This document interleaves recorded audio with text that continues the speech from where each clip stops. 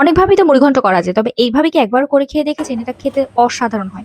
এটার জন্য ১ম এ আমি একটা ফ্রাইং প্যান নিলাম। তার মধ্যে আমি মাছের মাথাকে একদম হলুদ, লবণ দিয়ে মেখে ভেজে নিলাম এবং একটা পাত্রে ডাল ভিজিয়ে রাখলাম। এটা কিন্তু ভাজা ডাল এবং অন্য একটা পাত্রে আমি এখানে বেশ কিছুটা তেল নিয়ে নিয়েছি। এটার সাথে আমি দিয়ে দিলাম পেঁয়াজ এবং দিয়ে দিলাম গরম মসলা।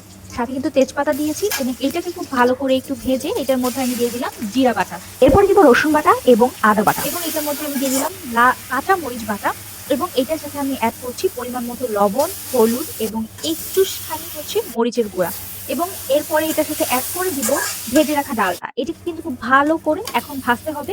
এরপরে ভেজে রাখা যে মাছটা ছিল মানে মাছের মাথাটা সেটাও আমি ডালের সাথে দিয়ে একটুখানি পানি দিয়ে এটাকে এখন আবার ভালো করে কষাই নিব। এরপরে যেটা করব, কেটে রাখা একটা টমেটো এটার মধ্যে আমি অ্যাড করে দিব এবং এটাকেও আমি ভালো করে কষিয়ে নিব। পরে এটার মধ্যে অ্যাড করে দিব প্রায় ৩০০ গ্রামের মতো পানি। এরপর আমি নেড়ে চেড়ে নিব এবং নেড়ে চেড়ে এটাকে আমি যেটা করব যে আমি এটাকে ঢেকে রাখবো একদম জাল ওঠা পর্যন্ত। যখন এটা একদম টগর বগর করে জাল উঠে যাবে তখন এটাকে আমি একটু নেড়ে দিব। দেন যেটা করব একদম অল্প জালে আস্তে আস্তে করে রান্না করব।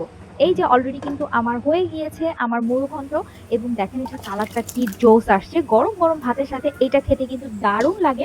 আর মুড়োঘন্ট কার কার পছন্দ অবশ্যই অবশ্যই কমেন্টস করে জানাবেন। আমার কাছে তো অনেক বেশি ভালো লাগে খেতে।